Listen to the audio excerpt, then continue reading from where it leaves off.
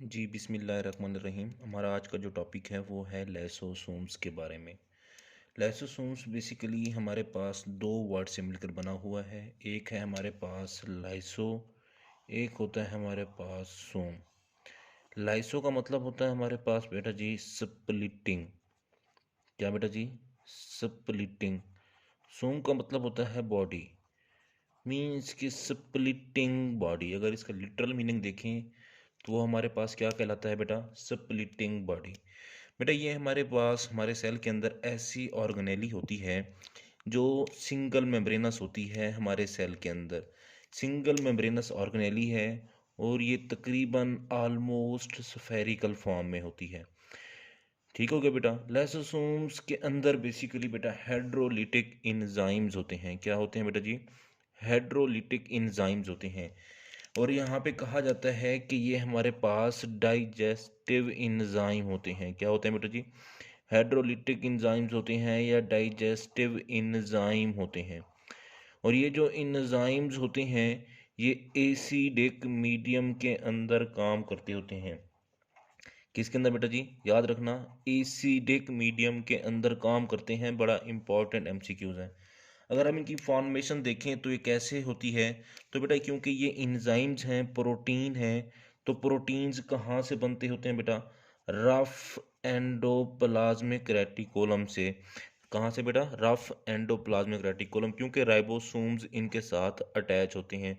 Rough endoplasmic reticulum से हमारे पास smooth endoplasmic के थ्रू गोल्जी कॉम्प्लेक्स में आते हैं। गोल्जी कॉम्प्लेक्स में आते हैं। तो कल हमने देखा था कि गोल्जी कॉम्प्लेक्स के अंदर मॉडिफिकेशन होती है। ये किसके थ्रू आते हैं बेटा? SER के थ्रू।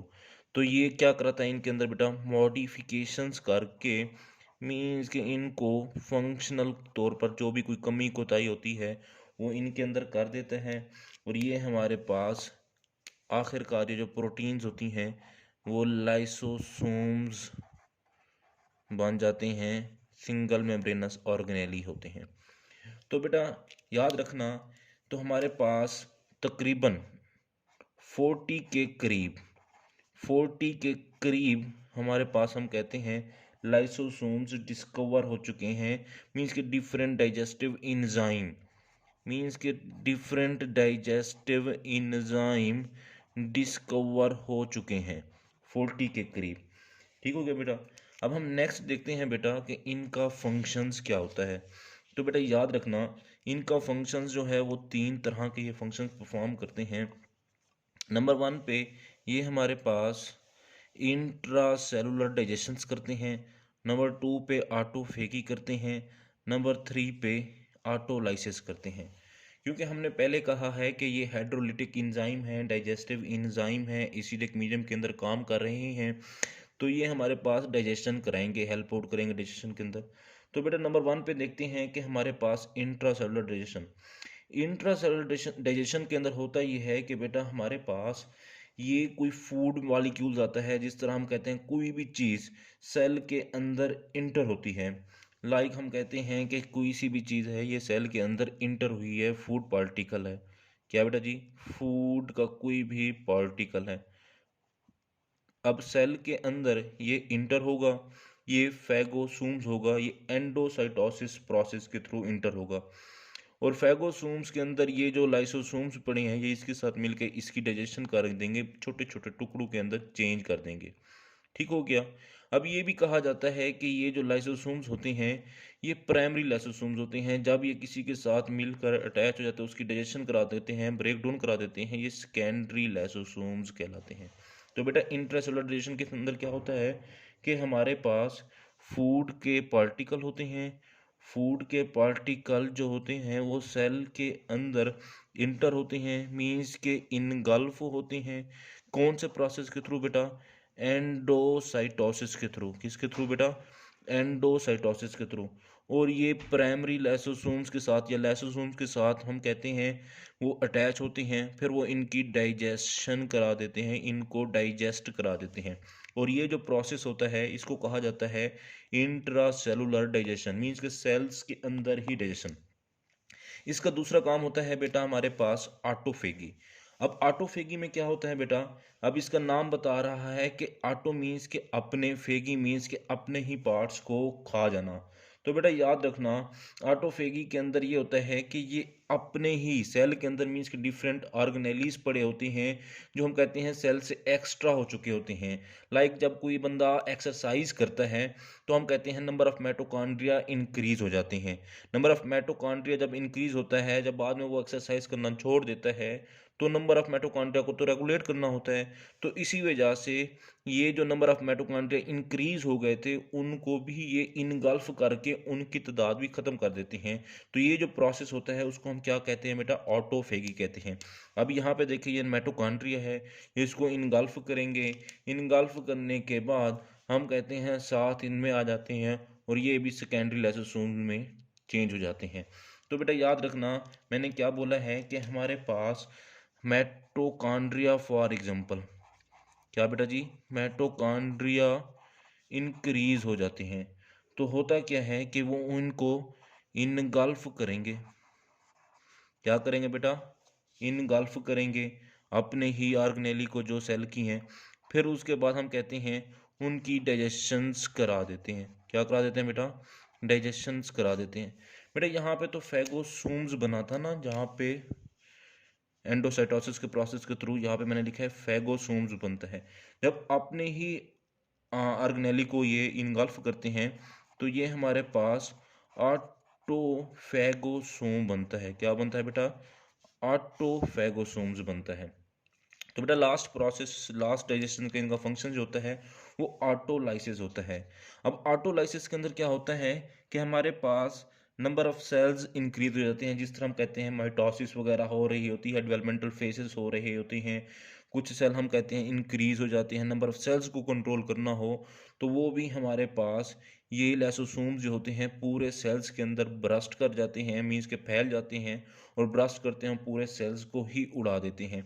तो यहाँ पे हम कहते हैं कि हमारे पास जब डेवलपमेंटल फेस हो रहा होता है तो नंबर ऑफ सेल जो होती हैं वो इंक्रीज कर जाते हैं। नंबर ऑफ सेल्स जो होते हैं वो इंक्रीज कर जाते हैं। नंबर ऑफ सेल्स को जब हमने मेंटेन करना होता है तो हम क्या करते हैं, ये जो लाइसोसोम्स होते हैं वो डिस्पर्स हो जाते हैं सेल्स के अंदर। क्या हो जाते हैं बेटा, डिस्पर्स हो जाते हैं इन टू दी सेल। सेल्स के अंदर डिस्पर्स होने के बाद फिर हम क्या करते हैं कि ये हमारे पास ब्रस्ट हो जाते हैं, मीन्स के पूरे सेल्स को ही उड़ा देते हैं।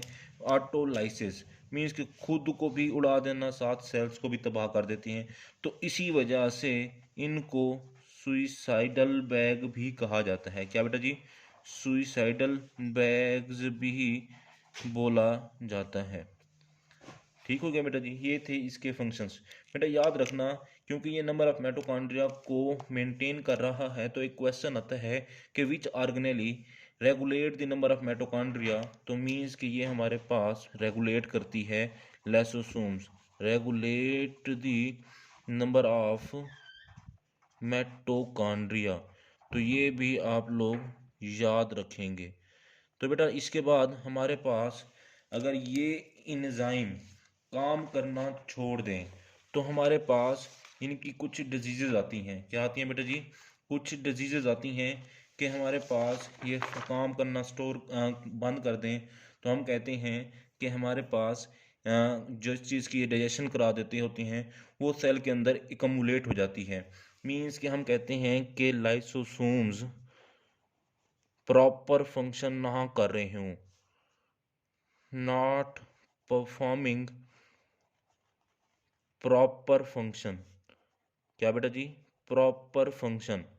तो जिस चीज़ की डाइजेशन करानी हो वो हमारे पास हम कहते हैं सबस्टांस जो होते हैं वो एकमुलेट हो जाते हैं। क्या हो जाते हैं बेटा, एकमुलेट हो जाते हैं सेल के अंदर। अब फिर होता क्या है कि ये हमारे पास डिजीज़ काज करा देते हैं। इन डिजीज़ को नाम देते हैं लाइसोसोमल स्टोरेज डिजीजेस। क्या बेटा जी, लाइसोसोमल स्टोरेज डिजीजेस, इनको नाम दिया जाता है क्या बेटा जी, लाइसोसोमल स्टोरेज डिजीज। और बेटा इन डिजीजेस को कहा जाता है कि लगभग 20 के ये डिस्कवर हो चुकी हैं।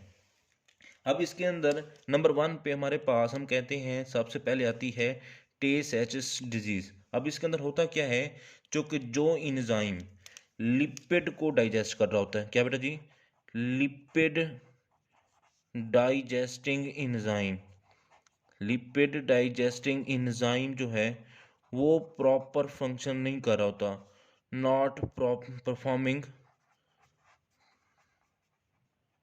Proper function. जब वो प्रॉपर फंक्शन नहीं कर रहा होगा तो हमारे पास लिपिड की स्टोरेज हो जाती है, लिपिड स्टोरेज हो जाता है इन हमारे पास ब्रेन सेल के अंदर। कहाँ बेटा, ब्रेन सेल्स में।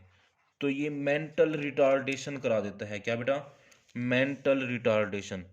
मीन्स कि हमारा जो दिमाग होता है वो सही तरह से काम नहीं करता, मेंटल रिटार्डेशंस करा देता है।